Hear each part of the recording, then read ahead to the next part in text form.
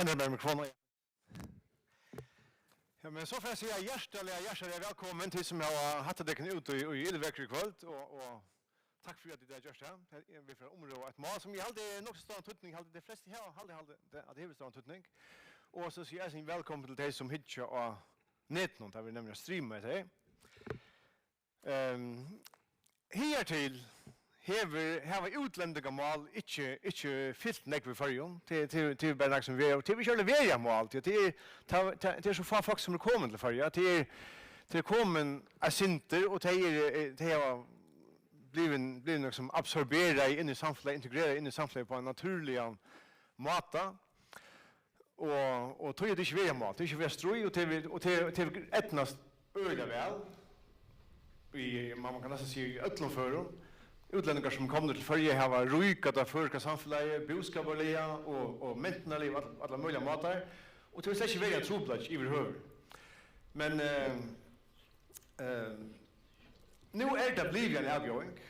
Först från 25 till 22 till 25 kommer det 384 mäkar och bötten vi utländska arbetsmedel för alltså omframt arbetstagaren alltså till mäkar och bötten och från som gör 22 till 25 kommer 236 det följer vi familjesammanföring alltså bötten och mäkar.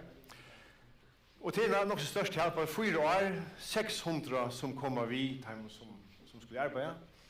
Det är nog så störst hjälp så lite samfällas som förr. Och då är det att liv en avbjörning det går sant. Det går jag tar som det lärare som har en troblagare av till flera mål in i skolastående och hur kan man undervisa ta och i en så stor parster av orskene för att få klassen att fungera till så sammansätter. Det är en avbjörning för grannalö, det är en avbjörning för barnagare och det är en avbjörning för skolor. Och i grannalönden tjocken har ett utlänningar har varit ett öjliga störst mål, nek herransvar till det som har bestämma välen det har haft stora har vissa mentala avbjörningar boskapliga avbjörningar och politiska avbjörningar och till det som har bestämma hur vi vunnit eller tappt välen i nekvalonten i Europa och i nek herransvar. Som i den några töl Janne tar big för nu flera tusen utländska statsborgare i förrjun. Och nu är 195 var där 500 nu är det flera tusen och det är en stor bröding efter helt fan och och ser det helt så får vi är det blivit helt nek. Och samtidigt som det växer ner så växer eisen stöv och tidssta törvern och utländska arbetsmöjligheter till att möjliga forskare vinner grenar. Och flera folk kommer så komma avbjörningar imsoslätt har varit en imisk leitje och det har varit en fjöldtotta fjöldkulturellt fjöldmentnarligt samfälla och i fjör blev så en förfist för ett fel stona som huvud ända massa stona eller skipa en muslimsk depel för ju till det inte vara för och till några som mamma går så förhållde man sig till det. Vi är på några matar och samma ställe i för ju nu som det var i Sverige och i Danmark line 1900 och halvfjärs. Det är enda ena stället som det kanske inte atlägade ända, kanske i Sverige. Det är enda samt inte atlägade ända och det var omgått några vidger av det hände bara och först blev omgått efterspurst och nu är det enda stället som okej, men detta nu menar inte. Det var det kanske inte. Och hade de haft chans att valt om att det hade kanske valt om att men vi har möjlighet att ta en outgör nu som ger vi styra och hon här till som vi vill färra. Den chansen hade inte haft i London. Och då är det hade jag öliga viktigt att vi hittar efter kvart hänt ärastane, kvart över etnast ärastane och kvart över kanske etnast minne väl ärastane. Och det är grunden till att jag finns ju hälsa på männar kommer till förr. Fredrik Watt är en äckliga markant framsöv med av danska janaflashen och stjärnaflashen och i utländiga malon. Han är 31 år gammal och han är konstant i struje men är konstant i chatje vi såna politiska chefutjundar men most of men som är bättre att ista högra vänstern och det ista vänstra vänstern och det islamistiska vänstern och han är en människa som inte tosar folk utan eisen att tosa vi folk. Han är alltid i debatt vid det som han fast vid. Og Bjørn Brandenborg, han en egentlig kjent i førjen. Han har jo en leiklod som viktigere enn andre leiklod som han har. Han nemlig en badge til Pernille Brandenborg. Og 18 til så det alltid jo 18 til så blir det alltid nok så sekundært. Han slekt av Kalsøytene, Husson og Trøtlandese. Det tror han så godt folk til nemlig Eisne. Vi har akkurat sittet oppe til Abba hans der, Leiv Andreasen, og heimagjørda citronfromasje. Leiv var 56 år gammel, akkurat helt av Nudjons fjellstad. Det var en deilig løta. Han framsøver med i rattarmalen, det som vi rattar vi skiftet gjøre, og egentlig engasjerer over det, og har eisen vært engasjerer i utgjøre politikken. Han skriver en bok som heter «Det som andre kallar utgjøre, kallar vid heim». Og han turnerer rundt vid Bosnien og tåsa utgjøre hans søk. Og så har han eisen vært egentlig engasjerer i virusstrøynen som mittlen demokrati og åpenlegg og så og den islamistiske råd. Og gjør den med klapp.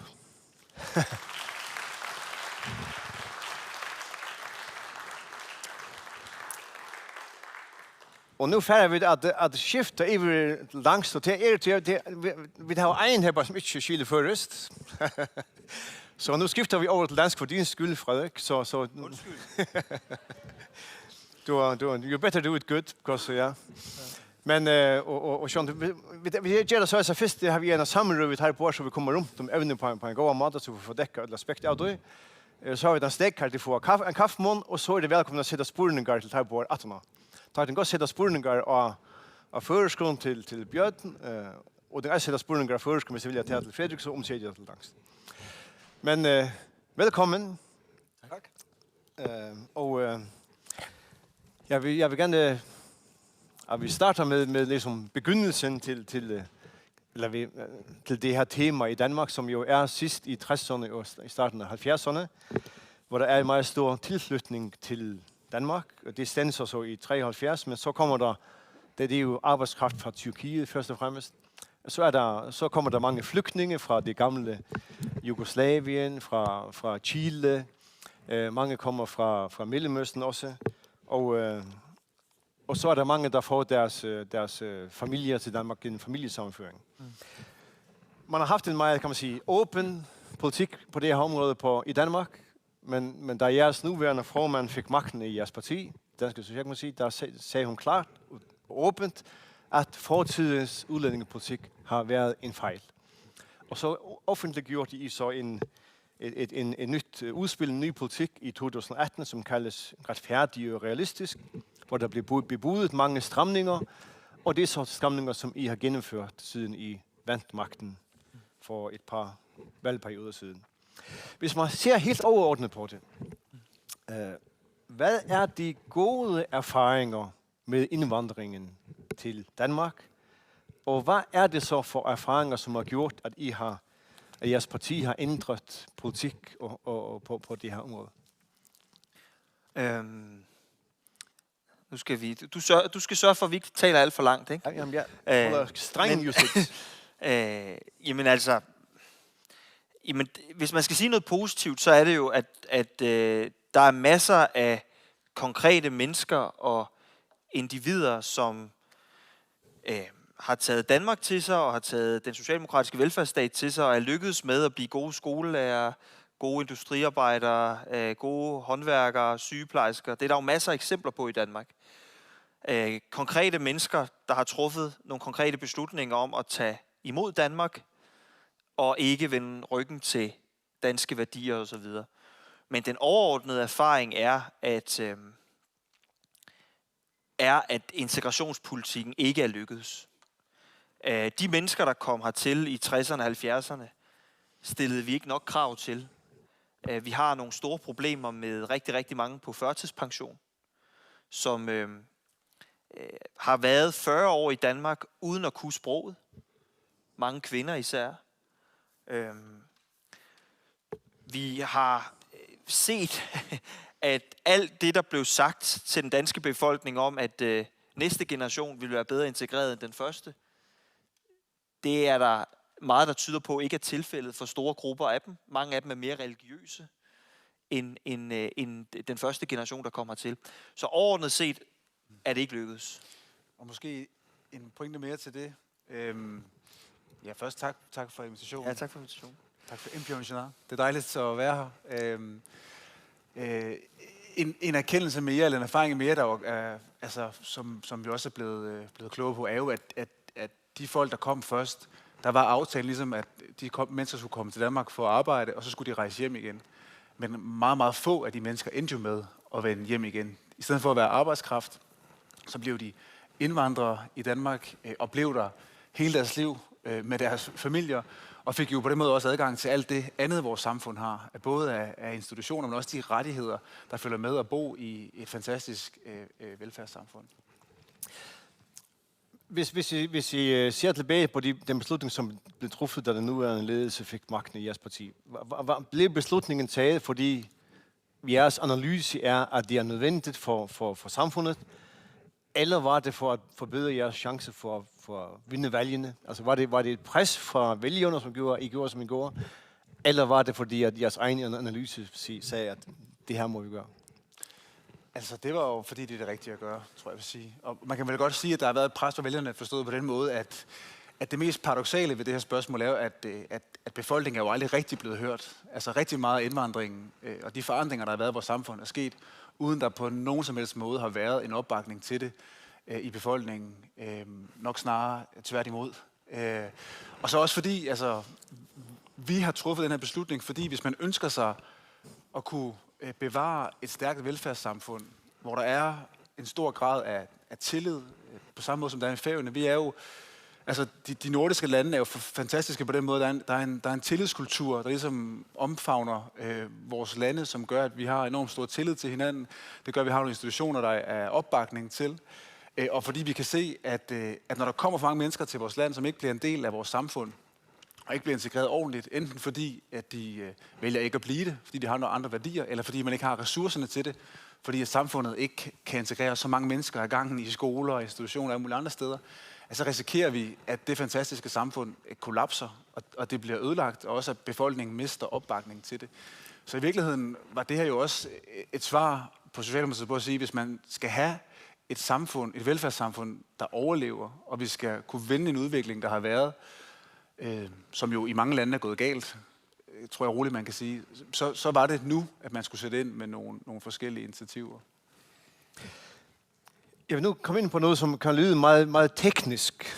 Det er nogle skilter, der er også teknisk, men noget, der hedder den europæiske menneskerettighedskonvention. Det er en konvention, som 46 lande har underskrevet og bundet sig til. Den er højere end landenes egne love. Og den bliver fortolket således af domstolen i Strasbourg, at det er meget svært at udvise kriminelle udlændinge. Og jeres formand, hun har jo nu rejst rundt i hele Europa for at samle opbakning til kampen for at beskytte Grønland mod Trumps overtagelse. Hun har også rejst rundt i de her lande, som har underskrevet denne her konvention, og har fået 27 lande til at støtte hende i et krav til domstolen i Strasbourg, at den skal fortolke den her konvention mere lempeligt, således at man kan udvise kriminelle udlændinge. Som sagt, 27 af 46 har hun fået til at bakke op om det. Men lige for nogle få dage siden, der gik I lidt længere i jeres parti. I bekendtgjort det, man kalder en udvisningsreform, som det er jo Bjørns område, der siger, at udlændinge skal ud, hvis de får en dom, som er længere end 1 år. Og der blev det også sagt for ledelsen af jeres parti, at det er muligvis et brud på den omtalte konvention. Men man gjorde det alligevel. Jeg tænker, om I kan sige lidt om det pres, som I lægger på fortolkningen af konventionerne. Hvorfor I gør det? Hvorfor I går forrest i Europa med at gøre det? Og så vil jeg også sige en ting, at det her kan synes fjernt for Færøerne, men Færøerne har underskrevet den samme konvention i år 2000. Det vil så sige, som sagerne står, så vil vi have meget svært ved at udvise kriminelle udlændinge. Kan I sige lidt om det, om den kamp, og hvorfor den tages? Ja, altså, den europæiske menneskerettighedskonvention er jo egentlig ikke et særligt langt stykke papir. Den er ret kort, og de artikler, som er i konventionen, er alle sammen fornuftige på mange måder. Men vi har et problem med den måde, Menneskerettighedsdomstolen har fortolket konventionen på. Der er noget, der hedder artikel 8, som handler om beskyttelsen af familieliv og privatliv.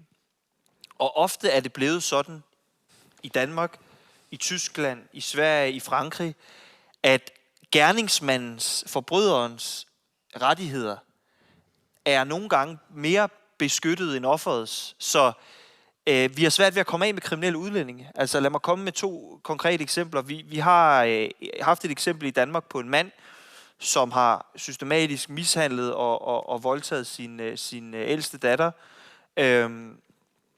på 16 år. Ham vil vi gerne udvise for at beskytte hans datter. Menneskerettighedsdomstolen går ind og siger, det kan I ikke, fordi manden har 2 små børn med sin kone nummer 2, og han har ret til familieliv med dem. Så i stedet for ligesom at beskytte de 2 små børn mod ham her, forbryderen, så gør de 2 små børn, at han får lov at blive i Danmark, selvom han har forulempet sin ældste datter groft. Et andet eksempel kunne være, at jeg har i et par år haft kontakt med en kvinde, der lever under jorden i Danmark, fordi hendes eksmand og hendes far er gået sammen om at slå hende ihjel. Det er en kvinde med irakisk baggrund. Så der er nogen i det irakiske... Det der kaldes for æresdrab. Ja, æresdrab. Så der er nogen i det irakiske miljø i Danmark, der hele tiden prøver at finde den her kvinde. Så hun bliver hele tiden flyttet. Så bliver hun flyttet til Nordjylland, og til Bornholm, og til Sydjylland, og til Fyn, og alle sådan nogle steder hele tiden. Og han afsoner nu en dom, men når han kommer ud igen, så hænger vi på ham. Han er ikke statsborger, men han har fået nogle børn med en anden kvinde, der gør, at han har ret til familieliv med de børn. Og måske ender det med, ingen ved det, men nogle gange ender det med i de her æresdrabssager, at den kvinde, der er offer, hun bliver sendt ud af Danmark, fordi Danmark er så lille et land, at vi kan ofte ikke gemme folk. Så de bliver sendt til Nord-Norge eller Nordsverige og får en ny identitet og måske en plastikopereret ansigt. Det er noget af det, vi slås med, og derfor er vi nødt til at ændre det. Og hvis ikke vi ændrer det, så kommer der, tror jeg, så tror jeg, at demokratiet kommer i fare, fordi folk vil ikke finde sig i det. Ja, så tror jeg, altså, det er jeg fuldstændig enig i. Og så er det jo sådan med menneskerettighedskonventionerne, at det er jo... Altså normalt, når vi laver lovgivning, når vi for eksempel har vi lige sat straffen op i Danmark for folk, der begår meget grov personfarlig kriminalitet, så sætter vi straffen op, og så indretter vores domstol sig efter det. Med menneskerettighedskonventionen er det jo anderledes. Der er det jo dem, dommerne, som er udpeget fra hvert land, som sidder dernede og jo dømmer efter en, som Frederik siger, en meget, meget kort tekst, og fortolker ud fra det, hvad de mener er retten til familieliv, og ikke af det. Og der er det her jo også vores bud på til, hvordan man kan sige, at medlemslandene tager kontrollen tilbage over for domstolen, og er med til at påvirke i virkeligheden, hvad for nogle domme man skal, eller hvad for en retning man skal rette sig efter. Og så vil jeg sige, så er det jo også fordi, der er sket det, som jeg tror, ingen havde forestillet sig, at da man sagde ja til at hjælpe en masse mennesker, rigtig mange fra Mellemøsten af, til at komme til Europa og komme til Danmark, så tror jeg ikke, der var nogen, der havde forestillet sig, at de mennesker ville kvittere med den gæstfrihed ved at gå ud og begå helt vildt meget voldsom voldskriminalitet, voldtægter, drab, personfarlig kriminalitet og alt muligt andet. Men kigger man på kriminalitetsstatistikkerne i Danmark i dag, så er der en markant overrepræsentation på flere 100%. Primært af folk, der kommer fra ikke-vestlige lande omkring Mellemøsten, som er overrepræsenteret med flere 100% i alle alvorlige kriminalitetsstatistikker. Og mange af de mennesker får vi smidt ud, men der er stadigvæk en gruppe, som 2 eksempler, det du nævner, man kunne nævne mange flere eksempler desværre, som vi ikke har lykkes med at få ud endnu. Og de mennesker skal vi ikke have i Danmark. De skal ikke være nogen som helst steder i Europa, og derfor er der brug for, at man får lavet en justering af konventionen. Det at tale om det her område, det er meget svært, fordi der er jo så mange aspekter af det. Og når jeg har set nogle af de ting, som bliver sagt om jer to, det er jo ikke små ting. Man bliver jo angrebet fra mange sider. En ting er... Eller om dig. Ja. Udlændinge, som bor, er lovlydige, gode borgere i landet, de kan føle sig ramt af det her, selvom de slet ikke er et problem. De kan føle sig udpræget som et problem, selvom de ikke er det. Det må jo være stødende for dem. Og så er der visse kræfter, som har en tendens til at hænge markater på jer, der taler om det her. Du kan ikke blive kaldt xenofobiske, fremmedfjendske, racistiske, alt muligt. Og så kommer der også kritik fra erhvervslivet, som jo vil have så meget og så billig arbejdskraft som overhovedet muligt. I bliver også kritiseret fra den side. Hvordan har I oplevet den kritik, og hvordan er det at bevæge sig i det her felt, hvor der kommer kritik fra så utrolig mange steder? Skal jeg sige noget om det? Ja, det kan du gøre.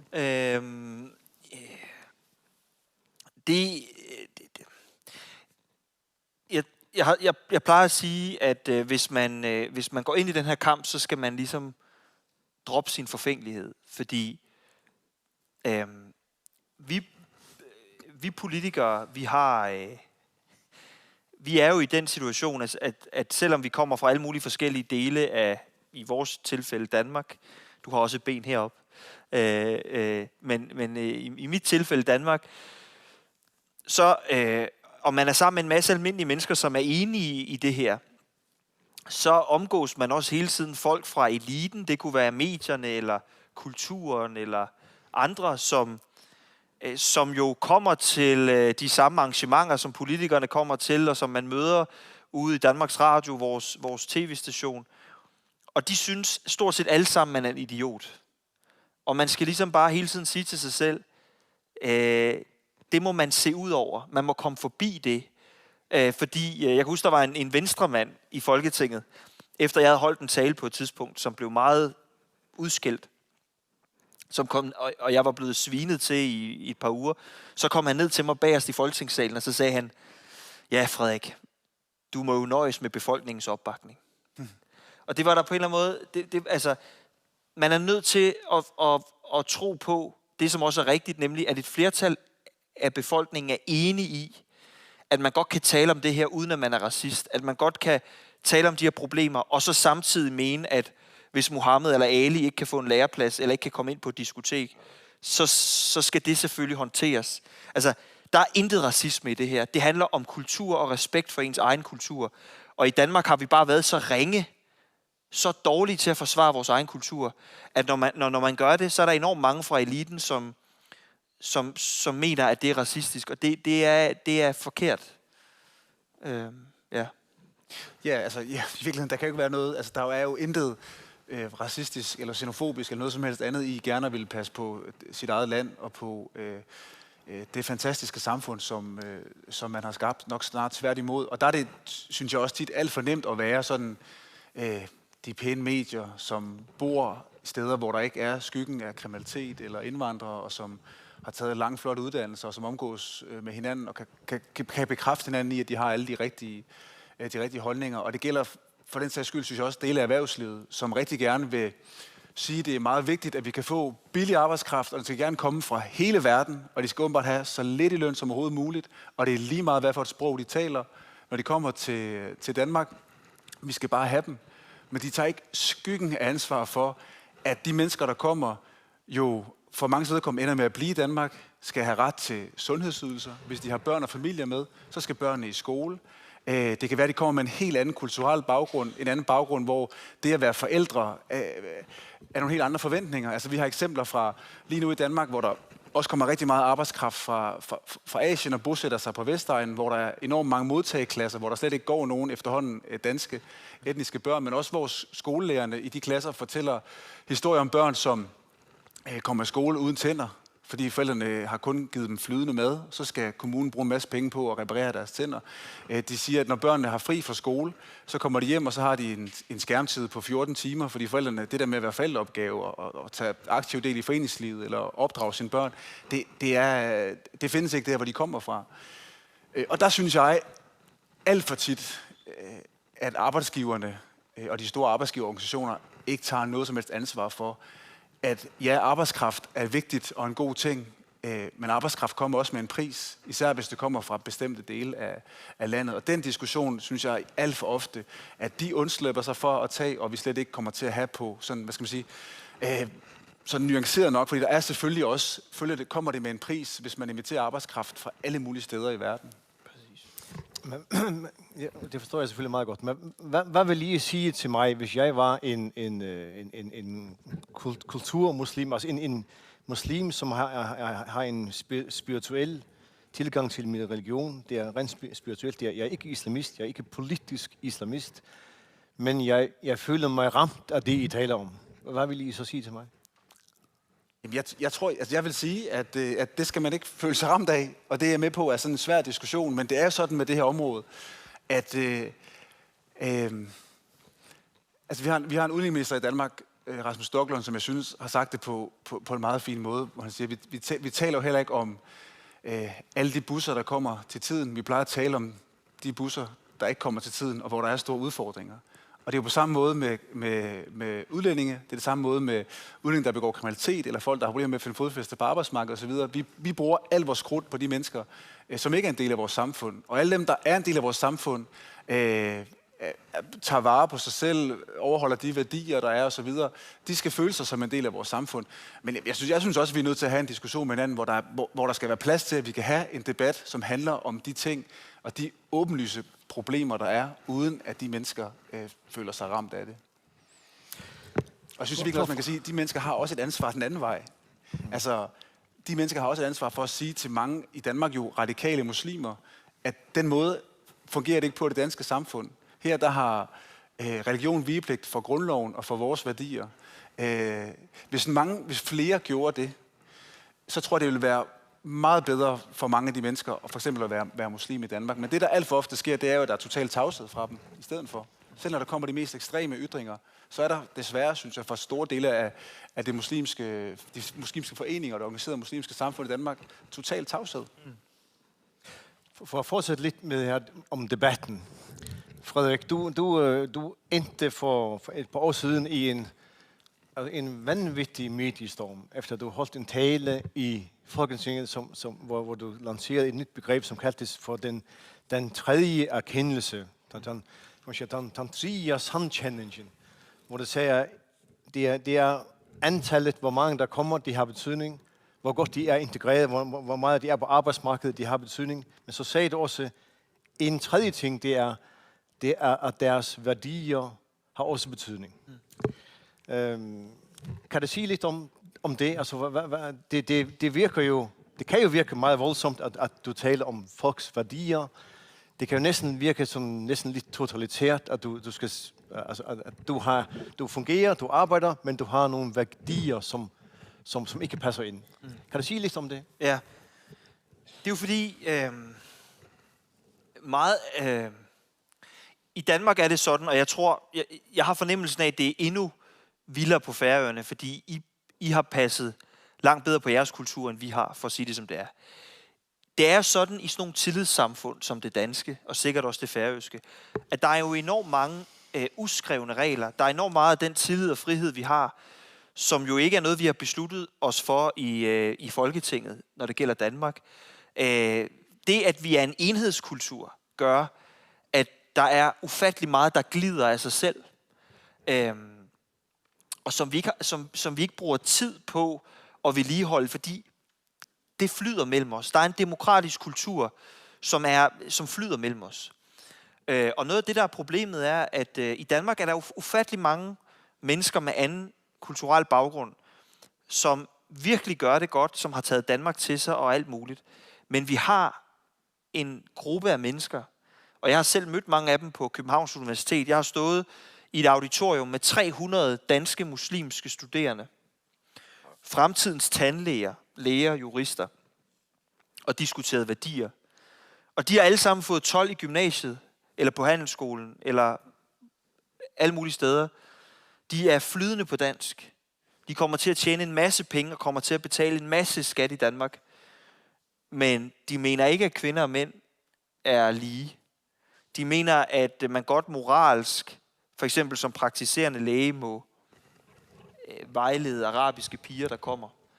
Og sidste år, der fik vi i Danmark en forundersøgelse, som viser, at der i vores offentlige sektor er eksempler, ikke mange endnu, men eksempler på politibetjente, på tolke, på socialrådgiver og sagsbehandlere, som tager deres værdier med sig på arbejde. Altså som for eksempel siger til en sårbar kvinde, som gerne vil på krisecenter, fordi hun er presset fra sin familie. Så er der en sagsbehandler, der siger, vi arabere tager ikke på krisecenter. Eller en politibetjent, der ringer til et krisecenter for at prøve at få en kvinde ud fra det center, fordi han kender familien, og siger, jeg skal nok håndtere det her, og prøver at få krisecenteret til at bryde deres tavshedspligt. Det er eksempler på det. Altså folk, der har fået hele pakken, betaler masser i skat, gode på dansk, gode karakterer i skolen, men de ønsker at lave Danmark om. De ønsker at være på en anden måde. Og det er ikke flertallet, men det er en gruppe, som er stor. Men er det ikke utrolig svært, at det, om du har arbejdet, det kan ses. Hvor mange der er, det kan ses. Men hvilke holdninger og hvilke meninger du har, det kan jo ikke ses. Jo, det kan ses, hvis holdning bliver til handling. Ja. Og det er det, der er afgørende. Og det, der er jo problemet i det danske samfund, det er, at i vores uddannelsessystem, for eksempel, du kan blive smidt ud af læreruddannelsen eller pædagoguddannelsen, hvis du ikke kommer til dine eksamener og sådan noget der. Men der er ikke nogen kultur for at smide folk ud, hvis de siger, at holocaust aldrig har fundet sted. Som vi har et eksempel på, en pædagogstuderende har sagt. Så vores værdimæssige beredskab er svagt. Og så fører det bare til også, at der vi ser jo eksempler på, at der også især i vores uddannelsessystem jo også kommer et krav om særrettigheder, om at lave det om.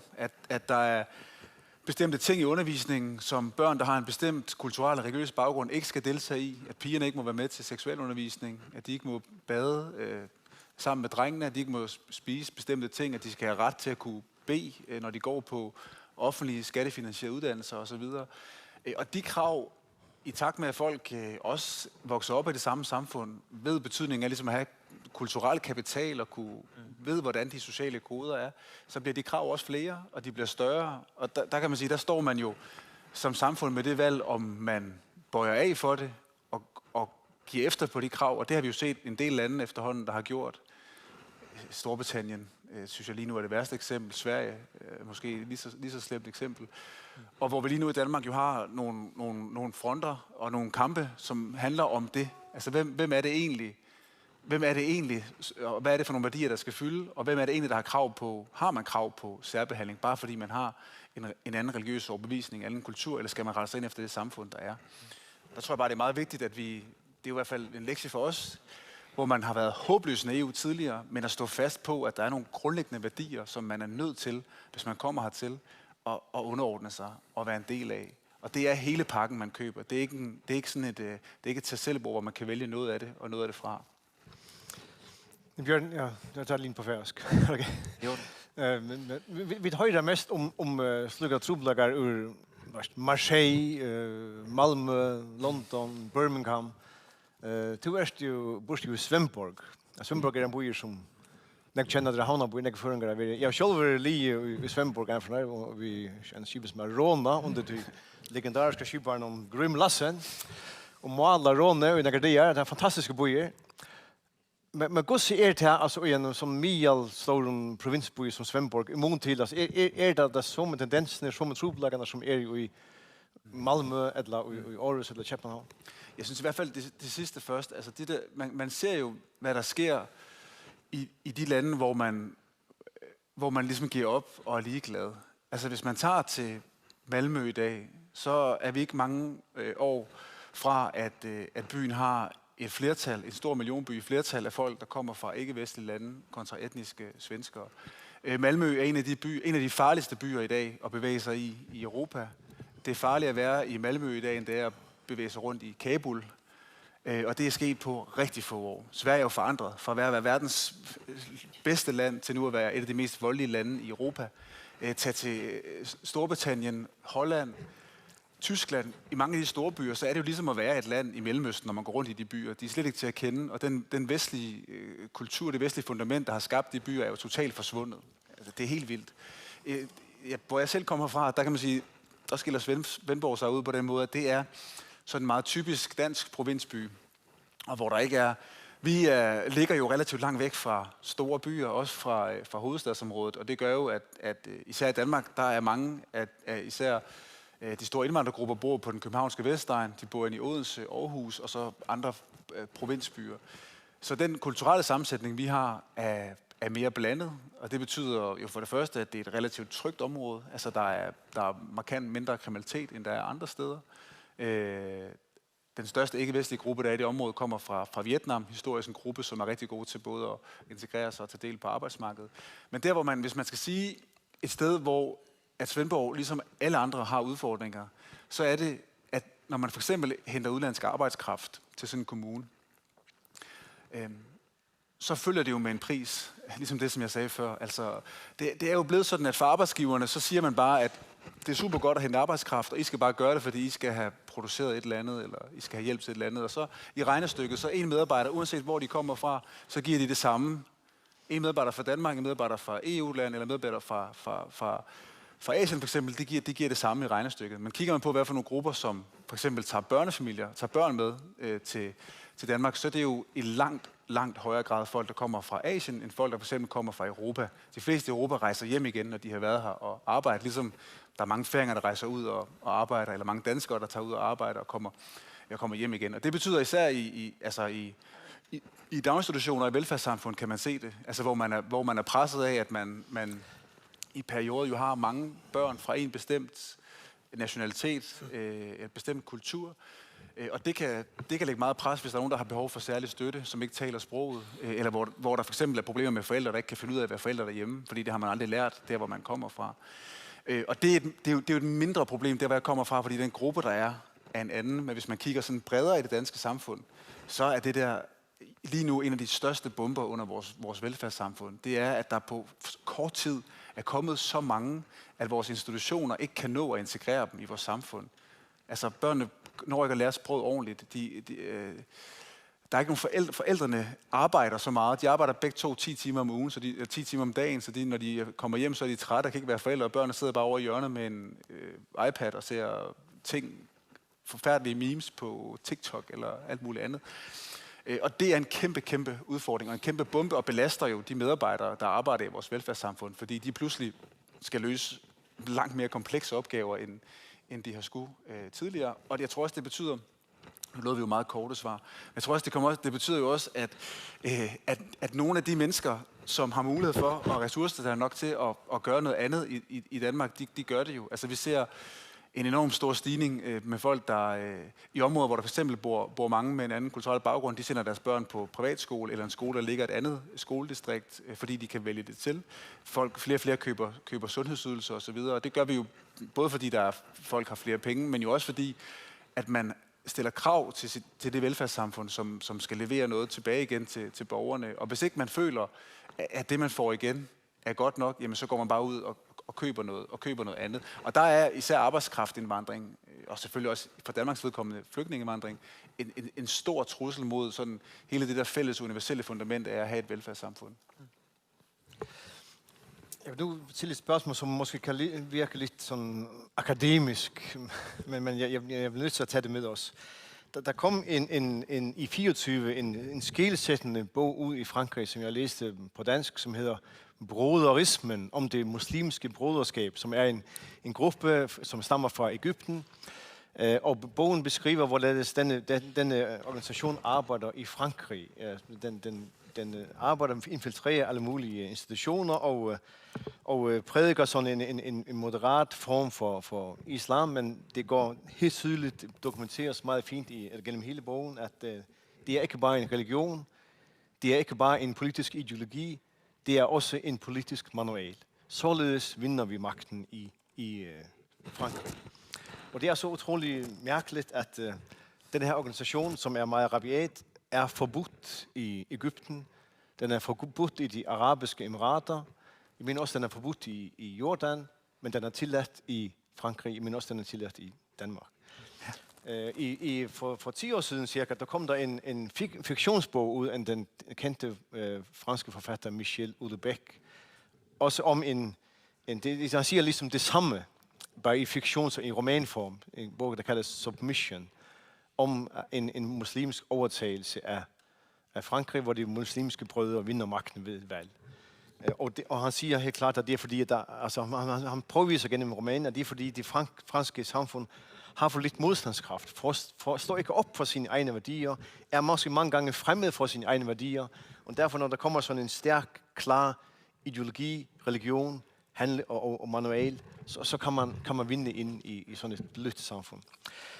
Og så en anden bog, som kom i 23, en færøsk forfatter, som hedder Heine i Skårene, skrev en bog, som kaldes for Kampen om ytringsfriheden, hvor han beskriver, hvorledes IOS, altså Organisationen af Muslimske Lande, forsøger at kue kritik af islam i Vesten.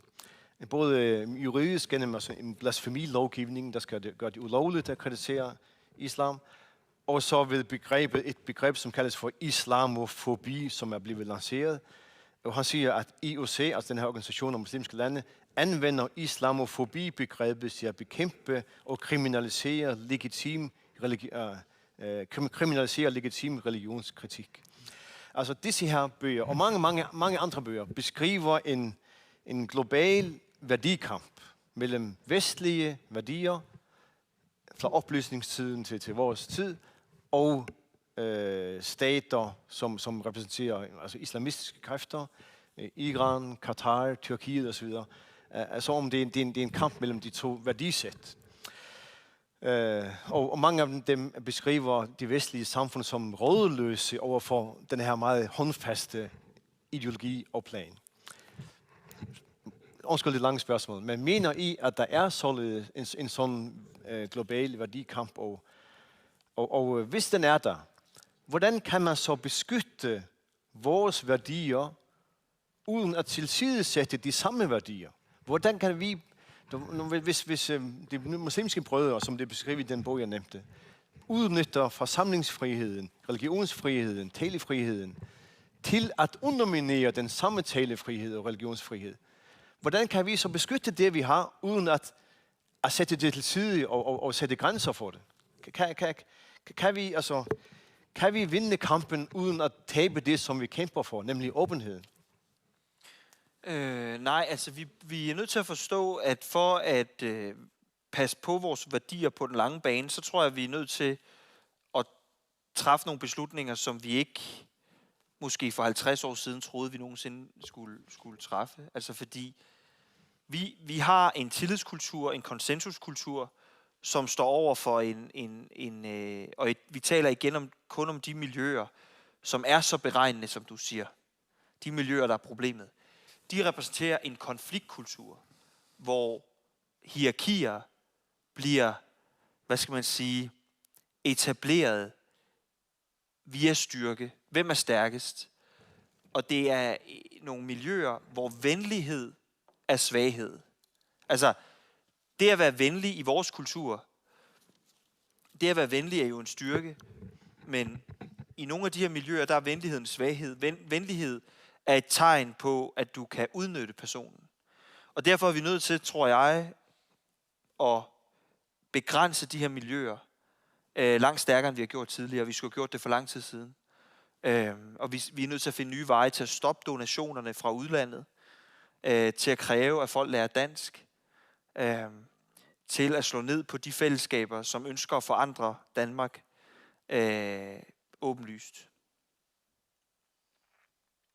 Kan man det uden at tilsidesætte det, som vi anser for næsten heldigt, altså friheden til at agere næsten som man vil?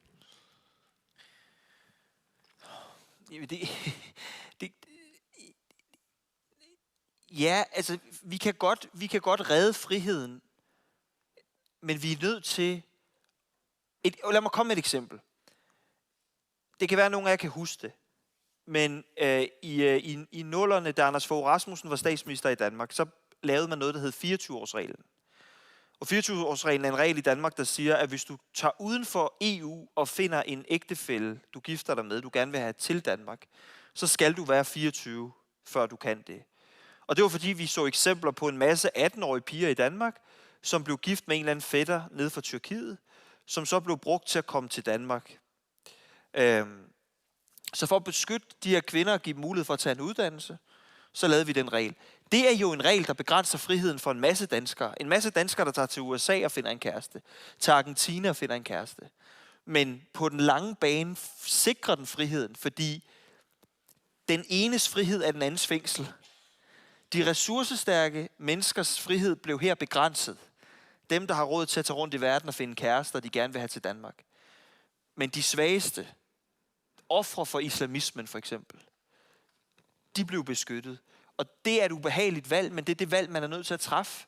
Det er jo det samme med bederum på universiteterne. Der er der sikkert nogen, der godt kan finde ud af at håndtere det at gå ned og bede. Det er noget, de selv har valgt. Men for andre vil det være en mulighed for deres forældre for at fastholde dem i en kultur, de måske gerne vil væk fra. Så den ens frihed kan blive den andens fængsel, og derfor er det ubehageligt. Det er derfor, udlændingepolitik er så forfærdeligt. Det er jo fordi, der er kun dårlige valg, hvis man vil gøre noget ved det her. Lidt i samme boldgade, hvis man siger sådan. Der er en dansk forfatter, som hedder Birgitte Kosovic. Apropos, så kommer hun hendes fra Jugoslavien, det gamle Jugoslavien. Og hun har beskæftiget sig meget med det begreb, som kaldes for balkanisering. Altså når der er et samfund, som synes at fungere fint, men der står store modsætninger i samfundet, at til sidst så eksploderer de jo på Balkan, i gamle Jugoslavien. Og hun er meget bekymret for, at den islamistiske subkultur kan skabe uoprettelig skade i Vesten, og man kan opleve en slags balkanisering, som der jo er sket i Europa før, nemlig i Jugoslavien. Der var jo et terrorangreb i 2015, hvor folk blev skudt ved et sted, som her kaldes for Krudtønden, og uden for den jødiske synagoge. Og den her forfatter, hun skulle have været til det møde i Krudtønden. Hun var der ikke, men hun har skrevet en bog, som kalder Det du ikke ville vide, hvor hun skriver lidt om det her også. Meget apropos titlen. Det du ikke vil vide. Hun synes, der er nogle ting, som man må vide, selvom det er ubehageligt at vide det. Og hun siger sådan, det var ikke et spørgsmål, om vi skulle betale mere. Det skulle vi. Enten måtte vi lade fjenden nyde samme frihed som alle andre, eller også måtte fjenden udskilles fra fællesskabet. Og hvordan man end ville gøre det, ville det betyde en politik, der kompromitterede frihedsidealerne. Altså hun beskriver det forbandede dilemma, hvor tolerant skal man være mod det intolerante. Det er det kernedilemmaet. Skal man sætte sin lid til, at frie borgere står op for friheden og vinder over ufrihedens kræfter med argumenter, når disse kræfter ikke baserer sig på argumenter, men på religion? Det er jo et rigtig, rigtig stort spørgsmål. Jeg vil sige, det jeg synes, man har set i Europa og i Danmark over de sidste mange år, er jo, at rigtig meget af den der kamp vindes ikke ved, at vi prøver at finde et eller andet konsensus, eller at vi skal finde et eller andet kompromis om at kunne leve sammen side om side. Det er for mange, der kommer med den ideologi, og det er jo også vigtigt at sige, det er jo ikke det flertallet, der gør det, men det er der nogen, der gør, og som presser på i de miljøer. At for dem er det jo ikke et kompromis. Så er det en start til at lave noget grundlæggende om. Og der er vi nødt til at stå fast, og også gå længere, end vi måske historisk har troet, at vi måtte gå. Du nævnte bederum, Frederik. Vi taler også om det i forhold til statsborgerskab, hvem der får statsborgerskab, hvad for nogle mennesker man kan smide ud af Danmark osv. Og jeg tror, i fremtiden bliver der brug for i langt højere grad at sætte nogle meget, meget tydelige signaler.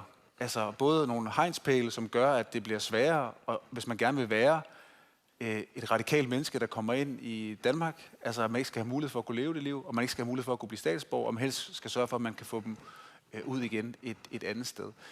Ja. Første gang jeg virkelig tænkte på det her som en problem, altså som noget, der er lidt skræmmende, det var ved samme tid, som det der terrorangreb skete i København. Der var der jo, ISIS var på sit højeste nede i Syrien og Irak. Og jeg husker, da jeg læste, at der var 160 mennesker, det er et lille tal, 160, men 160 mennesker fra Danmark, danskere, som var radikaliseret i moskéer i Danmark, rejste til Syrien for at kæmpe og dræbe og dø for Allah. 160 mennesker. Det er ikke et stort tal, absolut tal, men når man tænker på de intentioner, de her mennesker har, og hvor stærk deres overbevisning er, så kan man blive, synes jeg, en lille bit smule forskrækket. Altså. Kom det tal, altså 160, kom det uventet på jer, og var det uventet for jer, at den slags bliver udklikket i moskéer i det land, I bor i? Og ved I, hvor mange, som er så radikale, som bor i Danmark nu? Vil du gerne? Ja. Jeg vil sige, nu har jeg været retsordfører i 4 år snart, og der er ikke, desværre ikke noget af det, der kommer bag på mig mere. Men det var det for mig klart dengang. Jeg synes, det er, du siger selv, det er de mennesker, der træffer beslutning om at rejse derned, men der er jo mange flere, der sympatiserer med de holdninger, eller som stiltigende ikke siger fra over for de holdninger. Og nu nævnte du selv Birgitte Kosovic og Krudttønden, og jeg har haft fornøjelsen af at være vært for sådan en konference, en årlig konference, hvor man mindes terrorangrebet på Krudttønden, hvor Finn Nørgaard blev slået ihjel, og senere på natten blev Dan Hussein, som stod vagt foran den jødiske synagoge, jo også slået ihjel. Og noget af det, der måske chokerede mig mest i virkeligheden, var, at da terroristen, som også blev skudt og dræbt den aften, skulle begraves, så var der 700 mænd, der mødte op for at følge ham, en martyr, i graven i Danmark. Og det er jo næsten ikke til at holde ud, altså at en, som har begået terrorangreb, bliver hyldet. Og det siger jo noget om, hvad for nogle kræfter og nogle holdninger og værdier, der også er til stede i vores samfund. Og man kan ikke sige noget om, vi ved ikke, hvor mange, der er radikaliseret, men vi ved, at der er rigtig mange, eller der i hvert fald er mange, som gør sig umage i de her år på også at radikalisere flere og flere. Og desværre kan vi jo se, at det kan sådan set, uanset om det gælder radikal islam, eller det gælder det yderste radikale højre, så går det stærkt i de her år, fordi det er blevet nemmere. Altså hvor det før i tiden var, som du siger, foregik det rigtig meget ned i moskeen, så foregår det jo i dag bag skærmen, altså hvor mange af dem slår sig op på at være sådan nogle uskyldige influencer, som bare fortæller om ting, de synes, der er vigtige, og på den måde sidder de jo og er inde i vores børns børneværelser og har en direkte forbindelse og kontakt til dem. Og det er mega farligt, og derfor er det noget af det, vi bruger. Vi bruger sindssygt mange ressourcer på det i Danmark, og kommer også til at bruge flere, fordi i fremtiden, så er det der, hvor der også kommer til at være en stor kampplads. Ja. For meget kort tid siden, så fik I jo at vide, ligesom jeg, at jeres formand og statsministeren i Danmark nu bor på et hemmeligt sted i riget, og I ved ikke, hvor han bor, og jeg ved ikke, hvor han bor. Nej. Hvad synes I om det? Det er jo aldrig skidt før. Nej, det siger meget om den udvikling, vi har været igennem. Det er en kæmpe tragedie, og det er det, der er hele Vestens problem. Altså, det er tryggere at være islamist i København i dag, end det er at være jøde. Og det kan man se, fordi alle de islamister, der holder demonstrationer, de bliver ikke beskyttet af noget politi stort set, og der er ikke nogen moddemonstrationer indkaldt. Men hvis der er nogle jøder, der prøver at samle sig for at markere et eller andet, så er der dobbelt så mange politibetjente, som der er jøder. Og de folk, der marcherede forbi statsministerens bolig og generede hendes familie så meget, hun er nødt til at bo et hemmeligt sted, det er jo udtryk for det samme. Og grunden til måske, det kan godt være, at nogen her måske tænker, jamen det er jo ikke, altså det er jo bare noget, der foregår i Danmark og så videre. Der er noget af det her, som jo også handler lidt om udenlandsk arbejdskraft, som handler om det her med sprog, altså sørge for, at de mennesker, der kommer, rent faktisk bliver en del af det danske samfund, eller det færøske, eller det svenske samfund. Men der er jo også noget, der handler om, at noget af det, der gør, at vi ikke har kunne beskytte os selv ordentligt i Danmark, det er, at vi er nødt til hele tiden at lave lovgivning på bagkant. Og derfor er det, altså, jeg ville ønske, at vi inden vi havde fået så stor en tilstedeværelse af islamisk liv i Danmark, inden det havde truffet nogle beslutninger og sagt, her er grænsen. Vi vil ikke have penge fra udlandet. I skal lære at tale sproget. I skal ikke sende nogle prædikanter ind i moskéerne, der kommer fra Katar og alle de andre steder, Irak. Altså, bum, bum, bum fra starten af. Det har vi ikke gjort. Så vi har et kæmpe oprydningsarbejde. Og det der med, at Mette Frederiksen ikke kan bo et sted, hvor vi ved, hvor hun bor med sine 2 børn, det er en kæmpe falliterklæring for det danske samfund. Et andet sted i den der bog, som jeg nævnte fra Birgitte Kosovic, der siger hun noget om at håbe på noget, som aldrig vil ske. Hun siger, der er en grænse, hvor håb holder op med at være håb, og degenererer til løgn. Derfor kan det være en befrielse at opgive håbet. Det ligger som i det, at det at opgive håbet nogle gange er at opgive løgnen, for man hænger fast i et håb, som er løgn. Med øje på det, som er sket mange steder i Sverige, Tyskland, UK, Frankrig, har man i naivitet håbet på noget, som aldrig vil ske, og har det, at man har holdt fast i håbet, hvad betyder det, at man har holdt fast i en stor løgn? Nej, men altså selvfølgelig er der håb, fordi ligesom demokratiet taber hver eneste dag, så vinder demokratiet også hver eneste dag, og der er håb for nogle af de børn, som vi forhåbentlig kan få fat i, som har forfærdelige forældre. Der er håb ved, at vi nu er i gang med at finde nogle penge i Folketinget til at prøve at hjælpe nogle af de mennesker, der forlader islam, med at finde fodfæste, der måske kan inspirere andre til at gøre det, altså den radikaliserede del af den religion. Men der er der også noget løgn i det her, fordi der er jo meget, der ikke kan lade sig gøre. Altså problemerne er også blevet så store nu, at der er noget, vi faktisk ikke kan løse. Medmindre vi vil gøre brug af nogle værktøjer, som er helt forfærdelige, og det skal vi ikke. Så der er også en portion løgn i hele Vesten i håndteringen af det her. Det er der. Desværre.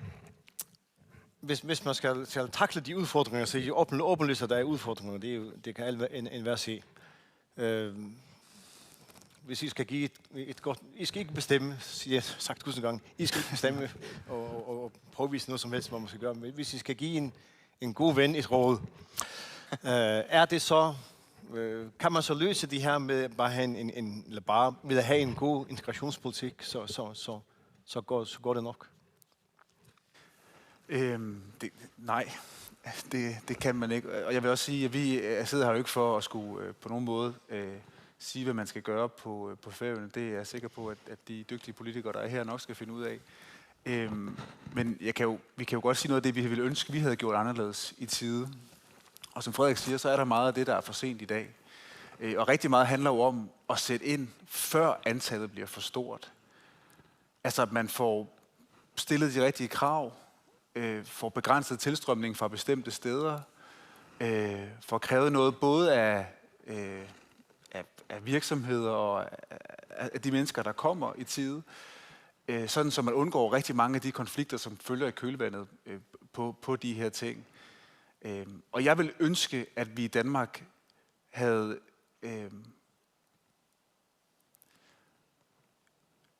at vi havde været mere også selektive i forhold til, hvor folk kommer fra. Og ikke undervurdere, hvor stor en betydning det faktisk har for, at de kan blive en integreret del af vores samfund. Altså, vores lande er jo ikke, altså, det er jo ikke markedspladser, hvor man bare kan hente arbejdskraft ind, eller flygtninge ind osv. Det er jo nationer, som er skabt over århundreder, fordi man har sammen med hinanden på tværs fundet, hvad for et samfund man vil skabe. Og de samfund er fantastiske, men de er så nemme at ødelægge. Og hvis det først bliver ødelagt, så er det så ufattelig svært at lave om på det igen. Det er jo det, vi kæmper med i Danmark nu. Altså en erkendelse, hvor det er svært nogle steder at lave om på den udvikling, der er startet. Så altså, mit bedste råd vil være jo også at ture handle på, altså ture træffe nogle politiske beslutninger, når man bliver enige om, hvad for et land man gerne vil have, og hvordan det skal se ud, og hvad for nogle kompromiser man er villig til at indgå. Så ture og træffe nogle politiske beslutninger, som er med til at føre en det sted hen, så man ikke skal stå om 20 år og have den samme diskussion, som vi har i Danmark. Ja, og så tror jeg også, lidt i forlængelse af det, Bjørn siger, altså man skal jo finde ud af på Færøerne, hvad for et Færøerne vil man gerne have om 50 og 100 år. Og hvis man har nogle forskellige, vi har talt med nogle forskellige mennesker her de sidste par dage. Der er jo forskellige hensyn. Der er et hensyn om, at man gerne vil have, at de ældre mennesker kan blive passet og plejet, og at der også er god arbejdskraft på fabrikkerne og i industrien, så man kan tjene nogle penge. Det er ligesom et hensyn. Og så er der et andet hensyn, der handler om, at man gerne vil kunne tale færøsk, når man handler ind i supermarkedet. Eller når man har berøring med andre mennesker. Og så må man jo finde ud af, i en samtale med erhvervslivet, hvordan kan de ting gå hånd i hånd? Hvordan kan det hænge sammen? Og bare for at sammenligne med Danmark, altså siden 2008, altså på under 20 år, der er den andelen af den udenlandske arbejdskraft i Danmark er gået fra 6,8% til næsten 15%. I København er det helt vildt. Der er det gået fra 10% udenlandsk arbejdskraft til 25%. Det er faktisk ved at være rigtig svært at købe et par bukser i København, eller spise en frokost, og blive betjent på dansk. Og der er så mange nu, at de heller ikke finder det nødvendigt at lære dansk. Fordi der også er rigtig mange i Danmark, der kan tale engelsk. Så man skal finde ud af, som Bjørn også siger, hvad kan man gå på kompromis med, og hvad synes man er vigtigt. Og man skal jo bare vide, sådan er det også i Danmark, ligesom det er sådan på Færøerne, at hvis ikke vi taler dansk, og hvis ikke I taler færøsk, der er jo ikke andre, der gør det i verden. Altså, der er jo kun os. Så der er masser, der taler spansk og engelsk, men der er ikke særlig mange, der taler færøsk og dansk. Det synes jeg, man skal have nogle samtaler med sig selv om. Tak for det. Jeg synes, det var en fin sætning med, at vi er ikke markedspladser, vi er nationer. Vi skal have et helhedshensyn. Tak for en lille stek. Vi til kaffe, tager bjør og kaffe i Gunnsne. Vi mødes klokken, skal sige, klokken 16 minutter i 8. Så kan de sætte spurninger til her var, og sætte endelig kvassa spurninger til der vi er vi, og huske om hva de kan spille om, og ikke holde det knatter.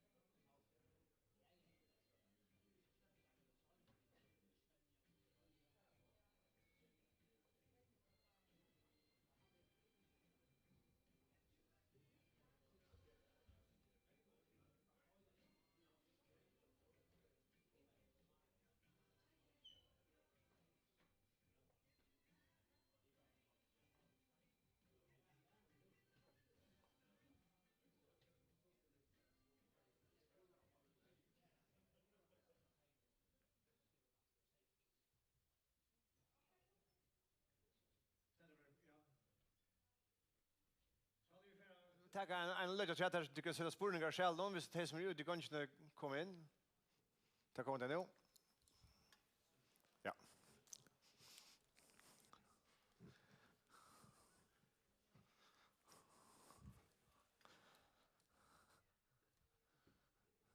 Vet inte vad det är för det. Vad får du?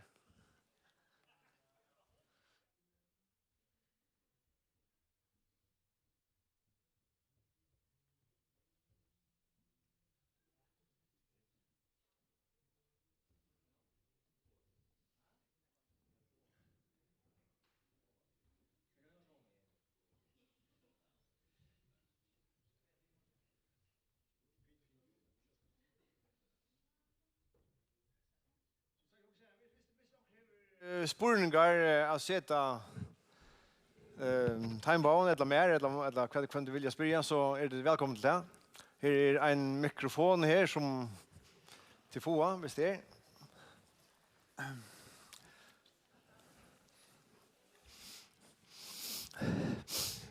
Jag tänker måske mens de går ind, så kan jeg måske rejse et spørgsmål, som jeg nævnte der med de muslimske brødre, som er forbudt mange steder i Mellemøsten, men er tilladt rigtig mange steder i Vesten.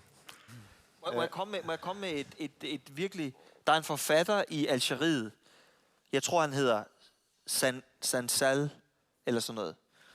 Han er sekulær, og han er sådan en type... Der er jo ikke særlig meget ytringsfrihed i Algeriet, men styret lader ligesom ham sige, hvad han vil, for ligesom at bevise, at de er gode. Så han er sådan en, der får lov til... Nu er han så blevet anholdt, men i mange år fik han lov til at sige alt muligt. Og han sagde engang noget, som virkelig rystede mig. Han sagde, hvis der er nogen i det muslimske broderskab, som siger et eller andet vanvittigt om, at vores samfund skal laves om, så ryger de i fængsel. I Vesten bliver de inviteret ind i fjernsynet for at fortælle om deres holdning. Og så siger man, det var jo bare en holdning over for en anden. Og hvis det er meget rabiat, det der bliver sagt, så tænker man, han har nok haft en dårlig barndom, og vi har nok ikke været gode nok i skolen til at tage os af dem. Og det er det, der er holdningsforskellen. Det er, at vores demokrati er stærkt, men det er samtidig enormt svagt. Netop fordi vi betragter den slags synspunkter som legitime synspunkter, som man jo skal lytte til, og så må det bedste argument vinde. Det er svært. Når en baserer sig på argumenter, og en baserer sig på noget, som er givet på forhånd. Præcis. Men som sagt, finger du hvis det her en spurning? Annars kan jeg tage en spurning og træde med, om det hugser det om. Det er alltid her. Ja, en spurning er mest for jer.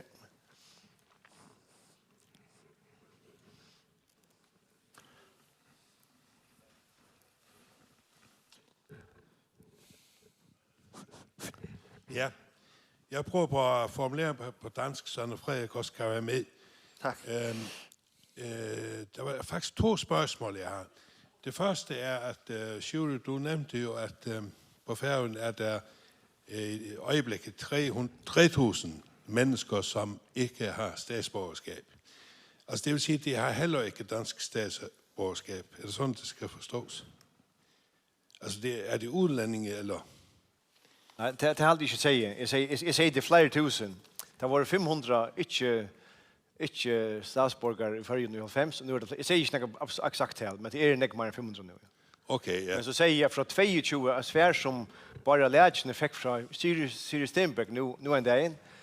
Han spurgte om hvordan jeg tilfælde, der kom, så vi er taget vusten, så siger hun i sværen, at folk som er kommet vi, arbejdsfolk, og folk som er familiesammenført, vi altså kommet, arbejdsfolk finner familien hen der ved, er udmålet 600 fra 2022 til 25, altså 4 år. Okay. Det er det, som ja. Og i den forbindelse, så vil jeg gerne knytte til, altså vi står i den situation på Færøerne, at hvis for eksempel det danske samfund har givet en person et statsborgerskab, så er han også færing. Altså en definitionen fra dansk side er, at en færing er en dansk statsborger bosat på Færøerne. Er det ikke rigtigt? Hjemmehørende på Ja. Færøerne. Ja. Det vil sige, at en, der har fået statsborgerskab i Danmark, sagtens skal flytte til Færøerne uden noget som helst, fordi han er en dansk statsborger. Og det ser jeg som et problem, at vi ikke har de værktøj, som kan gøre, at vi selv bestemmer, hvem der får et statsborgerskab på Færøerne. Et andet spørgsmål, det er til dig, Bjørn. Du nævnte, at vi havde en glimrende mulighed, og så sagde du i samme øjeblik, at hos os i Danmark er det desværre for sent. Er der virkelig nogle ting i det danske samfund, som er for sent? Og i tilfælde, hvad er det? Er der nogle ting, man ikke kan ændre på? Ikke kan?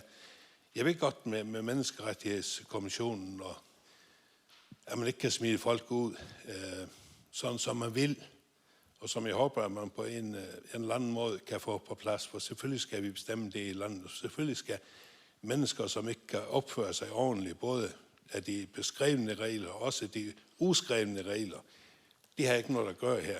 De skal finde sig et andet sted at være. Men er der virkelig nogle ting, som er for sent på dansk anseende? Jeg kan svare på det sidste spørgsmål til mig. Ja.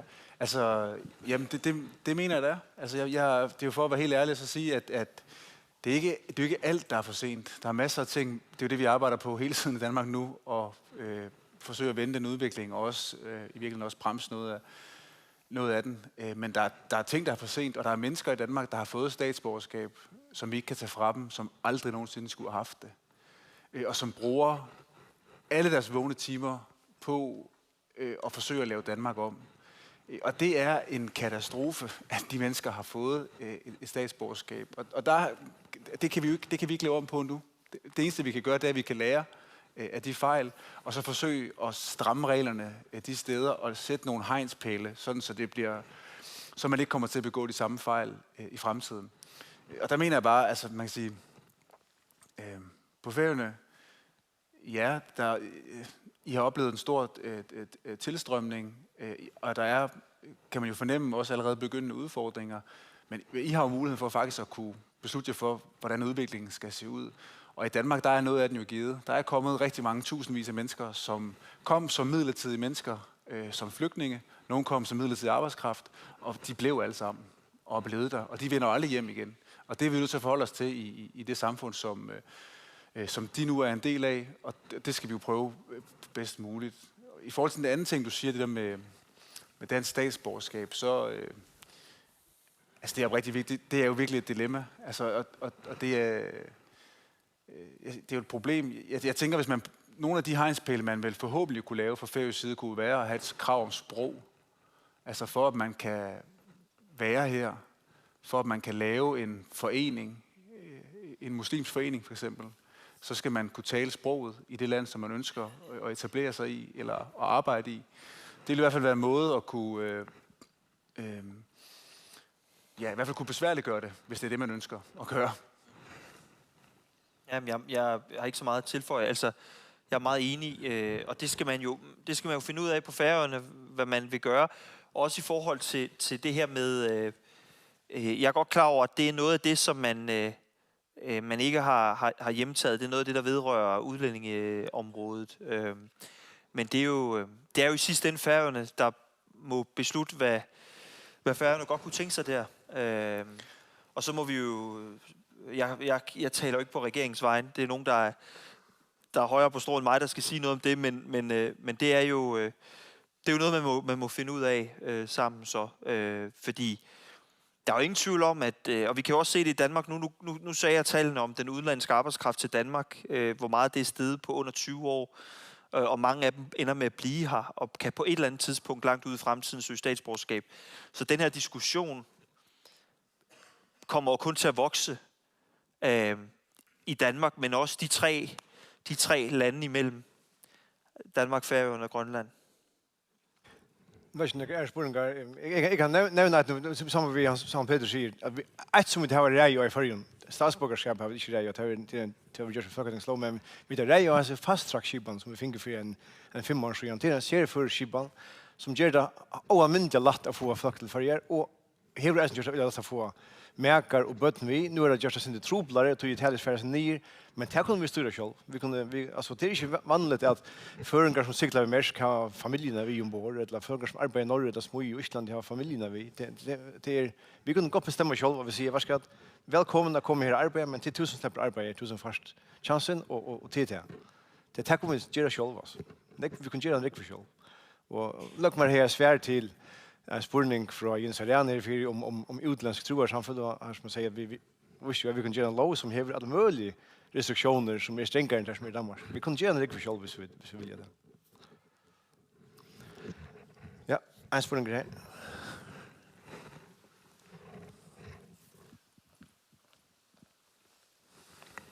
Nej, nu kommer jeg desværre lidt for sent, så jeg ved ikke, om du har fortalt det, eller I. Er der nogle egentlig optagelseskrav for at blive dansk statsborger? Altså man kunne jo forestille sig, at man skulle til nærmest en eksamen på at teste også, hvad det er for en indstilling, man har til de forskellige forhold. Og et andet spørgsmål, det er, at så vidt jeg har forstået, så er der mennesker i Danmark, der slet ikke har opholdstilladelse. De har simpelthen søgt om det, og de har fået nej, men de er der stadigvæk. De bor på asylcentre eller jeg så også en uddannelse, hvor der var nemlig nogle kriminelle forældre, hvor børnene levede under jorden. Men forældrene, de var i Danmark, men de havde ikke opholdstilladelse. Det lyder jo helt absurd for mig. Så der er ligesom 2 spørgsmål. Ja, og så også, eller 3. I Danmark kan jo folk få penge fra det offentlige i næsten uendelighed, altså virker det som om. Er der ikke noget om det, eller stiller man for få krav? Lad mig prøve at svare på det. Altså, i forhold til statsborgerskab, der er krav, og de er blevet strammet rigtig meget de sidste 25 år. Hvis jeg bare lige hurtigt skal løbe dem igennem. Man skal bestå det, der hedder en indfødsretsprøve, som er en prøve i dansk kultur, dansk historie. Sådan en værdiprøve, kan du sige. Man må ikke have begået kriminalitet, der har givet en ubetinget fængselsstraf. Det er ligesom udgangspunktet. Og når jeg siger udgangspunktet, så er det fordi, at der er nogle konventioner, som laver nogle undtagelser for nogle særlige grupper. For eksempel statsløse, som typisk er palæstinensere fra Jordan og Libanon og alle mulige andre steder. Der er nogle særlige undtagelser for dem. Men du skal bestå indfødsretsprøven. Du må ikke have begået kriminalitet, der har givet en ubetinget fængselsstraf. Du skal opfylde beskæftigelseskrav, som er, at du skal have arbejdet, jeg mener, det er 3,5 år. De sidste 3,5 år skal du have arbejdet i streg, uden pause, forsørget dig selv. Der er dansk krav. Du skal bestå en skriftlig danskprøve og en mundtlig danskprøve. Jeg mener godt personligt, at de krav kunne skærpes lidt. Vi har forskellige danskniveauer, men det er kravene. Og så bliver der lavet en sikkerhedsvurdering fra politiets efterretningstjeneste, som indgår i en vurdering. Ikke? Altså folk, der er en sikkerhedstrussel for Danmark, vil typisk ikke få statsborgerskab. Og så i forhold til, ja, altså vi har folk i vores land, som ikke vil rejse, selvom de er blevet bedt om det. Og nogle af dem sidder på udrejsecentre. Der er nogen, vi ikke kan sende hjem, fordi deres lande ikke vil tage imod dem. Det er for eksempel meget svært at få folk hjem til Iran, fordi Iran ikke tager imod statsborgere, der har forladt staten uden tilladelse. Men der er folk, der heller ikke gider rejse hjem. Og i Danmark, så skal du skal samarbejde om din hjemrejse, fordi du kan ikke. Altså, hvis du slår over løs på politifolk, skaber utryghed på det fly, du skal med fra Københavns Lufthavn, så kommer du ikke med flyet. Altså, fordi så er der ikke nogen, der gider flyve med dig. Så du skal samarbejde om din hjemrejse, og det er der nogen, der ikke vil. Men vi er faktisk lykkedes med at sende mange hjem. Altså, noget vi er gode til i Danmark, som vi er blevet særlig gode til de sidste 10 år, det er at sende folk hjem, der ikke skal være der. Der er vi de bedste. Der er vi nok de bedste i Vesteuropa lige nu, til hurtigt at få folk hjem, der ikke skal være der. Og så, altså, i forhold til ydelser, altså, den danske velfærdsstat var enormt generøs, især i 80'erne og 90'erne. Og der var ikke særlig mange krav, men der er blevet strammet rigtig meget op på førtidspension, på kontanthjælp. Der er blevet strammet rigtig meget op, men vi har Vi har et efterslæb på især førtidspension. Altså vi kan se, hvis vi kigger på gruppen af førtidspensionister over 50 år i Danmark, som fik førtidspension, dengang det var forholdsvis nemt at få det, så kan vi for eksempel se på folk fra Irak. 2 ud af 3 borgere med irakisk baggrund over 50 år i Danmark er på førtidspension. 2 ud af 3. Og så er der nogen, der siger, men de kommer også fra krigstraumer og krig og flygtninge og sådan noget. Det er rigtigt, men hvis man kigger på vietnamesere, eller dem vi tog fra Sri Lanka, som kom fra konflikt og Vietnamkrigen i sin tid, de har bare arbejdet fra dag 1. Så vi har et efterslæb fra gammel tid. Men reglerne er blevet strammet op, vil jeg sige. Ja. Jeg kan skulle det synder på, at vi er statsborgerskab. Man er jo stramma, utan ek, av det grunden som tar er fra, men det reagerer eisende skarpt vi først. Og jeg har selv arbeidet ved nek vi har få undantøk til folk som er gode borgere i Førjen, som gjør samfunnet alt mulig, og er firmyndelige borgere. Og er føringer, altså i blå og sval, som man sier, men det får ikke statsborgerskap til krøven er blevet så, du skal ha arbeidet 6 år, samme sted og alt mulig.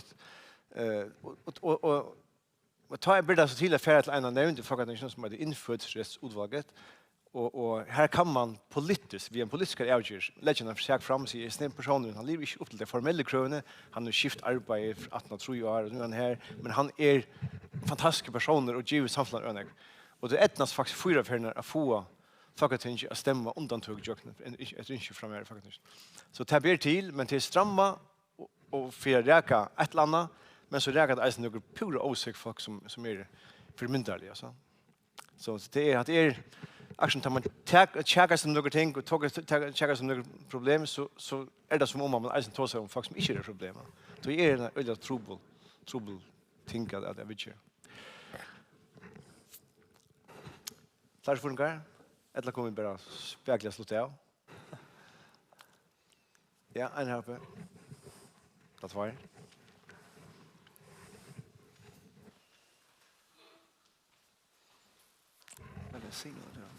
God aften, jeg hedder Hanna. Tak for, at I er kommet. Jeg vil spørge, jeg snakker om lovgivning, og man kan sådan styre, hvilken vej integrationen kan gå hen.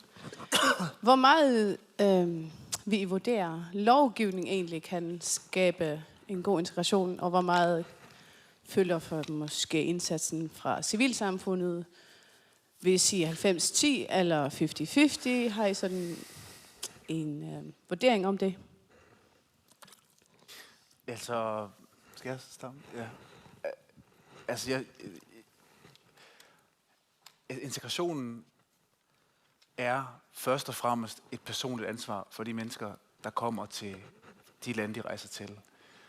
Og der er det, synes jeg, for mange år er det blevet opfattet den anden vej. Altså, som om det er samfundet, der har et ansvar til at sørge for, at folk integrerer sig, og i for lidt grad stille krav til, at de mennesker, der kommer til et land, integrerer sig. Og nogle gange tænker jeg over, altså, hvis det var mig selv, der var flyttet eller var flygtet til et andet land, hvis jeg var flygtet til, jeg ved ikke, til Vietnam, så ville jeg jo ikke starte med at sige til vietnameserne, at nu skal jeg altså høre her, jeg vil gerne have det på den her måde. Der, hvor jeg kommer fra, plejer vi at gøre sådan og sådan og sådan her, og nu håber jeg, I forstår, at I indretter efter det. Altså det lyder, når man siger det, du sidder og selv, jeg kan ikke lade være med at grine af det, fordi det lyder så absurd, men det er jo det folk gør. Altså, det er jo det, vi har gjort. Vi er jo mødekommet, i hvert fald i nogen stræk, at folk er kommet på den måde. Så jeg tror, jeg vil sige først og fremmest, eller det mener jeg, først og fremmest så er integration et personligt ansvar for de mennesker, som ønsker enten at indvandre eller flygter til et andet land. Og så synes jeg også, man kan sige, vi bliver jo tit mødt med den der holdning om, hvis nu vi bare taler lidt pænere om det, eller hvis I taler lidt pænere om de der mennesker, eller hvis nu vi ikke behøver at tale om problemerne, kunne det så ikke være, at det gik meget bedre? Og der skal jeg bare hilse at sige, altså hvis man kigger på de lande, hvor man ikke har talt om problemerne, men hvor man har gjort alt det, kun tale om, hvor fantastisk det var at få mere indvandring, og at nu skulle samfundet integrere dem, og have uendelige integrationsprogrammer, for eksempel i Sverige, der har man jo spillet fallit, og har i store dele af de områder jo ødelagt sit land og sit samfund. Så altså, uden tvivl, integration er først og fremmest et personligt ansvar, og så kan samfundet selvfølgelig gøre meget, men det starter og slutter med de mennesker, som kommer til et andet land. Og det tror jeg, samfundet bliver nødt til at være meget klar og tydelig over for de mennesker. Ja, og så, altså jeg tror bare, at jeg er meget enig, og selvfølgelig kan civilsamfundet gøre noget. Altså i Danmark for eksempel er der ufattelig mange, som kommer, så får de sponsoreret, de kan starte på det lokale fodboldhold, eller blive en del af den lokale spejderklub, og alt det der er jo fint. Men vi har, jeg gik på et tidspunkt en tur med en ret troende muslim, som jeg taler meget, jeg prøver meget at forstå tankegang, så jeg kender mange med muslimsk baggrund. Jeg gik en tur med ham, han er sådan en stor, ung autoritet i det muslimske miljø i Danmark, som mange lytter til. Og han sagde til mig, en af grundene til, at det er gået galt, siger han, det er fordi I 30 år ikke har været ærlige om, hvad der egentlig skal til for at blive dansk. Fordi det, vi fik at vide, da vi kom, eller vores forældre kom, det var, at så længe vi bare betalte skat og sådan nogle ting, så var det fint. Så kunne vi gøre, hvad vi ville. Og der tror jeg bare, at man er nødt til at være tydelig og sige, for eksempel, hvis det er Danmark, at sige, i Danmark får man en god løn. Man kommer til et land på den her jordklode, hvor der er ro i gaderne, hvor folk ikke bliver skudt, når de går hjem fra børnehaven med deres børn. Hvor der ikke er alle mulige klaner, der laver problemer. Så man får tryghed, man får ro, man får adgang til et velfærdssamfund, som er et af de mest generøse i verden. Det er ligesom, det der er det er, hvad skal man sige, det er gaven ved at arbejde i Danmark. Derefter har man så selv 100% ansvaret for at integrere sig. Finde ud af, hvordan gør man tingene i Danmark? Hvad er forholdet mellem mænd og kvinder? Hvad er forholdet mellem demokrati og religion? Hvordan agerer man i det danske samfund for at blive en god medborger? Det er 100% ens eget ansvar. Man får alt det andet forærende som en gave. Derfra må man finde ud af, hvordan tingene foregår. Og vi er jo også glade for udenlandsk arbejdskraft. At der er masser af udenlandsk arbejdskraft, der gør det rigtig godt. Men vi har været for dårlige til at stille krav både til flygtninge og til udenlandsk arbejdskraft om, hvordan man skal opføre sig. For eksempel i forhold til sprog. Det skal man sige højt, fordi ellers forstår folk det ikke. Det er også tarveligt over for dem, der kommer. At man ikke er ærlig om, hvad man forventer. Så skaber man jo usikkerhed hos de folk. Det er jo heller ikke, altså, det er jo det, der er med det, der mange i Danmark med muslimsk baggrund, de siger også, vi er hele tiden usikre på jer, fordi I er sådan nogle bløde, svævende mennesker, der hele tiden, man kan hele tiden forhandle med danskerne, er der mange, der siger til mig. Man kan hele tiden forhandle med jer og snakke og snakke og snakke. Men vi har brug for at vide, hvad er rigtigt, hvad er forkert. Bum, færdigt. Ja, en spørsmål bare for jer.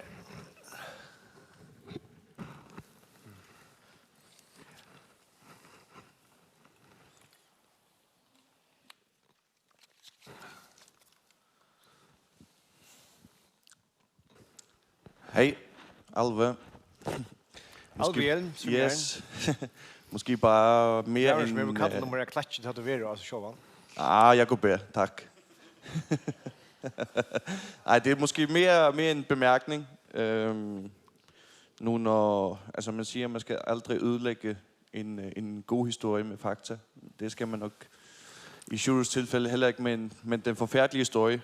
Fordi når vi så kigger på tallene, Shuru han påstår, at tallene er faldet en lille smule i forhold til sammenfølgende familie. Fordi man har virkelig strammet op på den side, fordi man har sat nogle højere krav til, hvor meget du for eksempel skal tjene for at få sammenfølgende familie med. Hvis vi bare tager tallene, så i 23, så var der 125, der kom med.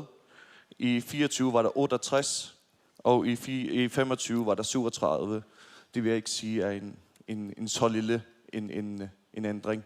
Men så i forhold til generelt udlændingen, så er det heller ikke en eksponentiel kurve, at det strømmer ind. Altså den kurve er jo ret flad efterhånden, bare så man også er med på den, når I siger det på den måde. Og så kommer Shuri også ind på fast track. Der er vi så nok ikke enige i, at man bare kommer strømmen ind uden noget. Man bare har passet i lommen, og så kommer man ind. Det passer ikke. Men nu når du er der, så har man, kan jeg forstå, også, jeg ved ikke om man har kopieret Færøerne, men man har i hvert fald lavet et eller andet fast track lignende i Danmark også nu forleden. Kunne du forklare lidt om det? Altså, hvad var der spurgt til Moin, eller? Nej, til dem. Nej, der vil jeg bare korrigere. Jeg har spørgsmål til de andre. Jeg må komme svære på det. Ham forventer du ikke noget svar fra. Ja, men det burde rätt att det stramma upp, men framvis alltså du tjänar upp mot 40 000 kronor så kan du få familjen vi. Ja, det är inte hvis kräver du tjänar upp mot 40 000 vad det är så kan du få familjen vi. Det framvis inte ett öliga starkt krav alltså det är ju redan ett folk som kunde ta familjen vi och tala kan kött blåa störst som säger vi svär någon som Siri Stenberg gav bara legend för någon fan de så igen. Visst att säga att det är nog störst här för oss vis till så lite samfällt som det förska. Men det passer at det strammer op og til ret, ja. Jeg kan måske bare supplere, fordi altså, jeg ved ikke noget om den der diskussion, den må I have med hinanden, men man kan sige altså, 2 ting om det. Det vi kan se i Danmark er, at det har jo, altså, jo flere udlændinge, der kommer, uanset om det er arbejdskraft eller på den måde, så har det jo en selvforstærkende effekt. Altså jo flere der kommer, jo flere vil de også, der er nogen, der vil have nogle relationer til nogle af de lande, som de vil fortælle om muligheden for at kunne arbejde her, og på den måde vil der over tid komme flere. Så har vi Kaare Dybvad, der er beskæftigelsesminister i Danmark, og tidligere været udlændingeminister. Han har lige udgivet en bog, som hedder Vi inviterer arbejdskraft, der er kommet mennesker. Og noget af det, han har brugt lidt krudt på, har været at lave nogle beregninger på, hvad koster det egentlig at hente international arbejdskraft. Og jeg synes måske bare, at i det her tilfælde kan det være relevant for jer, at når man regner en medarbejder, regner man som det samme, uanset om vedkommende kommer fra Asien, eller fra Europa, eller fra Danmark. De genererer det samme i statskassen. Men hvis man kigger på i Danmark, hvem tager så familier med? Så skal der... Europæerne tager 0,3 familiemedlemmer med, fordi du skal op og have 3 medarbejdere fra et EU-land, før der kommer medfølgende familie med. For folk, der kommer fra asiatiske lande, så kommer der i gennemsnit 3 familiemedlemmer med. Fordi man i de tilfælde er meget mere tilbøjelig til, at der handler det ikke kun om, at man arbejder arbejdsugen og tager hjem, men man flytter med hele sin familie. Og der kan man sige, i hvert fald i forhold til dansk perspektiv, det må I så diskutere, om det er det samme, der kommer til at gøre sig gældende her. Det er i hvert fald sådan, det ser ud i resten af Europa, hvor det er foregået. Så hvis man tager rigtig meget billig arbejdskraft fra Asien, så vil det betyde, at der også kommer rigtig mange familiemedlemmer med, eller at det starter sådan en selvforstærkende effekt, hvor at der så også kommer mange med gennem nogle andre relationer, fordi man kender nogen, eller kommer fra samme landsby, eller så videre i de områder. Ja. Vil du sige om den her jeg vil godt lige beløbsordning? hurtigt sige om beløbsordning, fordi altså i Danmark vælter det ind med udenlandsk arbejdskraft. Det vælter ind. Og det, altså især de sidste 5 år. Og noget af det, som jeg selv er lidt kritisk overfor, og som altså, det er, at mange af de blå partier i Danmark, som ellers siger, de er meget konservative, de har bare i de fleste af de her år presset på for at åbne sluserne endnu mere. Og ikke stille krav. Altså vi stiller jo ikke krav til nogle arbejdsgiver i Danmark om, at de skal lære deres medarbejdere dansk, for eksempel. Det er der ikke nogen krav om. Men det er rigtigt, at vi har lavet et nyt system. Vi har masser af forskellige erhvervsordninger, som er enormt kompliceret at finde rundt i for alle at administrere. Men vi har lavet et system nu, hvor vi siger, at hvis en virksomhed har en overenskomst med en fagforening, og ikke har haft nogen sager i arbejdsretten, og i øvrigt tager noget socialt ansvar, så kan man få lettere ved at få medarbejdere til landet end andre. Det er fuldstændig rigtigt. Men,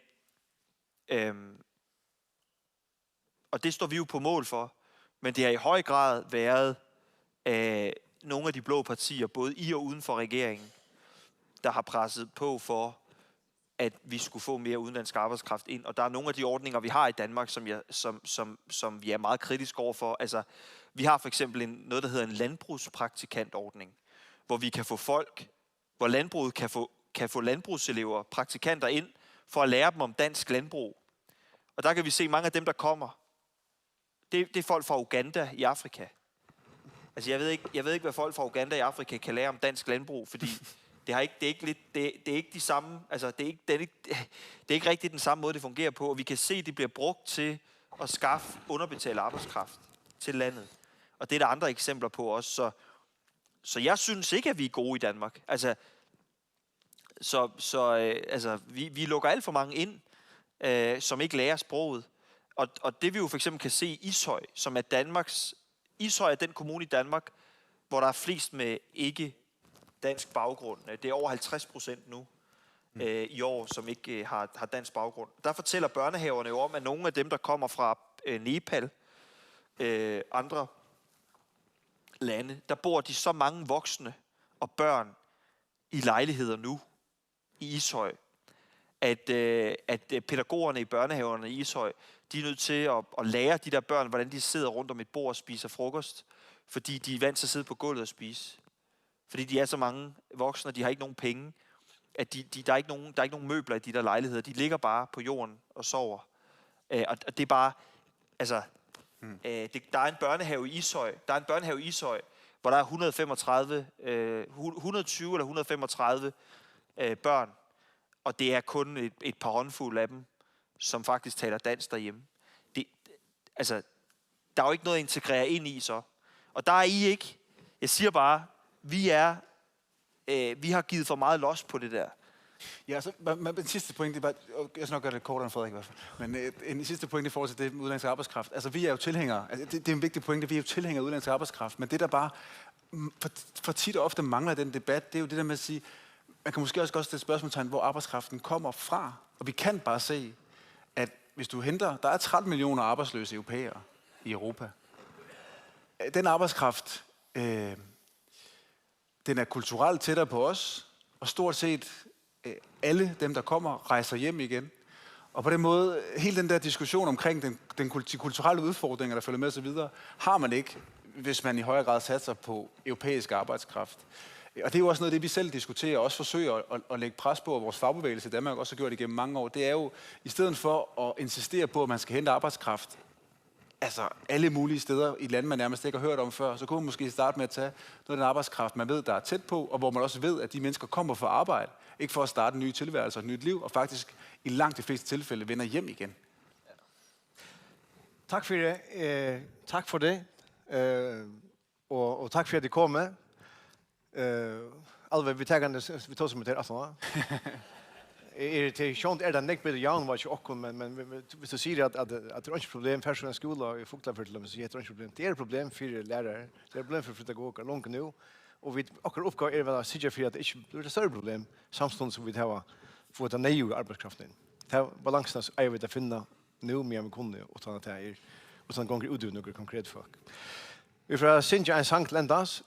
Det er en dansk yrkjare som er det Grundtvig, som sier såleis til et folk de alle hører som seg reine selder til, her får modersmålet øre, her får fedre landet ill. Han som råkner seg i et land, han som kjenner målet og virer til, og brenner for ham om virer noe som landet er, han er danskare. Vi har en annen yrkjare i Førjen som sier Førja måla, førja tunke, sier mest jo her bor førja folk, slekter foten i åter unge, jeg kjenner det som en bølg, og jeg fast vi fedra mål, virdet til av liv og sval, glemte ikke atterbandet, bytja tui enn hetta landet. Jeg sier akkurat det samme som Grundtvig, atterbandet gonger atteretter til nå, vi knyter sammen med framtiden på nå, og det gonger frametter. Og det er det som er så viktig at vi tror å standa vi, at vi standa vi til, at vi har en tradisjon, vi har et atterband som gonger atteretter, nå er vi til, gonger eisen frametter, at man vil verja til, er ikke skreft, altså.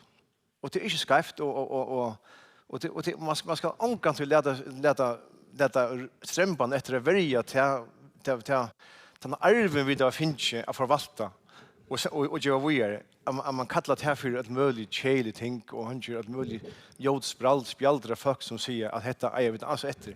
Det kan man ikke godtake. Til at Grundtvig var ikke rasist, Jonas Persson var ikke rasist, det er det kærlighet til sitt land, til dette snusjon, så det er det kan bli enda vi har synsja, både til alle tjover, jeg finner ikke akkurat synsja 4,